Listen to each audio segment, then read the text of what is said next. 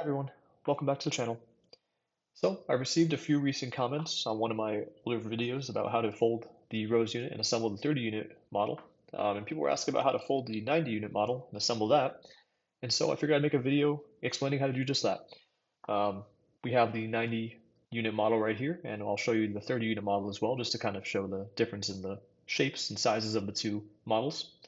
There's only two simple rules you need to use to follow to assemble this model right here, and I'll walk you through all of that in just a bit.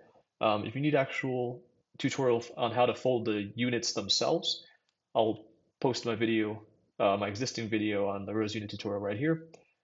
Pause this video, fold 90 of them, and come right on back, and we'll get you going on this assembly. All right, so let's get started. 90 units, let's get folding. So we'll start by doing the exact same thing we normally do when we're making the 30 unit, right?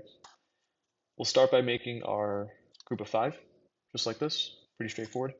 Now, the rule for the 90 unit version is every group of 5 is surrounded by a group of 6, and every group of 6 is surrounded by alternating groups of 5 and 6. And that will hopefully make a lot more sense the more we kind of get into the folding of this piece. And so we're here, pretty normal for the 30 unit variation. Remember, a group of 5 surrounded by what would normally be groups of 5 in the 30 unit version.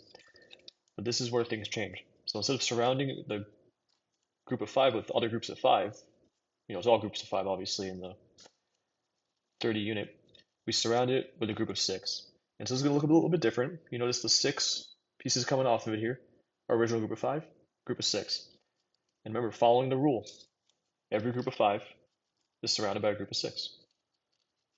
So we keep going. And basically, this is all going to be groups of 6 because we started with a group of 5, right?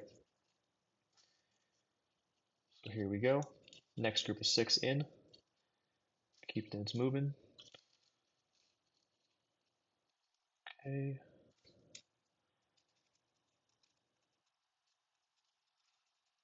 Boom, another group of 6. Keep it going.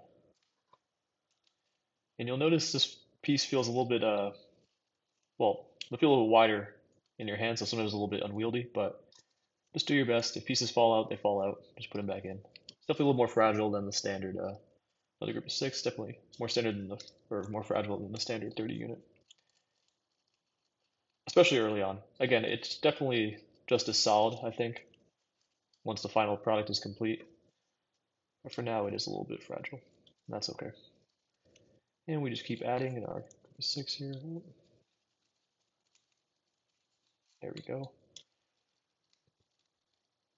There we go. Okay. Put these together. Okay. And so let's take stock. So you'll see we had our original group of 5 right here, right? Except instead of surrounding by groups of 5 like in the 30, the 90 we surrounded by all groups of 6. As you can see, they're all hexagons here. Okay. And so that's rule number 1, right? All groups of 5 surrounded by groups of 6. Well, what's the second rule? There's only 2 rules, right? Second rule is every group of 6 is surrounded by alternating groups of 5 and 6. Okay, so what does that mean?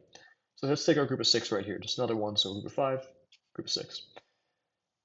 Our group of 6 will be surrounded by alternating groups of 5 and 6. So we have 6 here, as you can see, our original group of 5, group of 6 right here, which means these next 2 are both going to be groups of 5. So let's start with this one right here. We have 2 in there already. Let's add 3 more.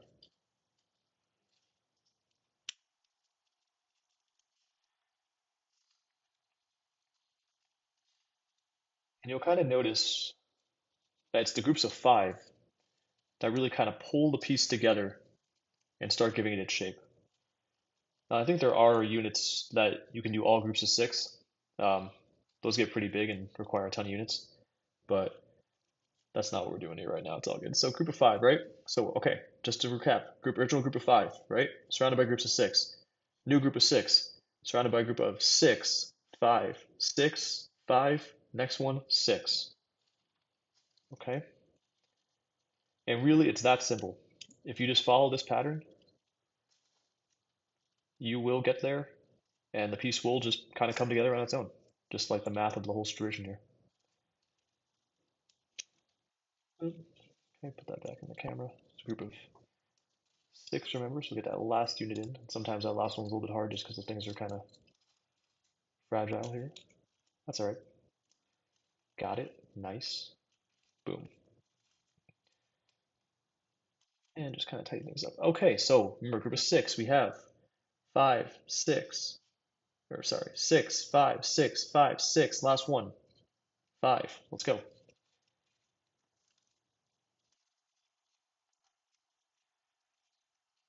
And get this last piece in here. Again, a little fragile. That's okay.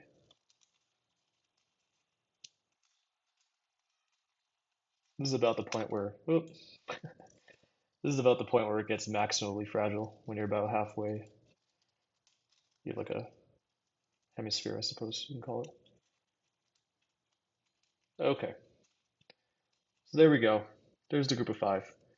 So here, let's just take stock of what we've done so far, right? Group of 5 to start. Surrounded by all groups of 6. New group of 6. Surrounded by groups of 5, 6, 5, 6, 5, 6. And basically, you just continue doing that until all the units are spent. And the unit itself will kind of start coming together. So if you have any questions, leave them in the comments down below. If you like the video, toss me a like. I'd really appreciate it. Um, and yeah, I hope you guys enjoyed this video. Hope you guys learned something about this unit, a little bit more about this unit and the 90 unit variation. And I'll see you guys in the next one. Thanks for stopping by.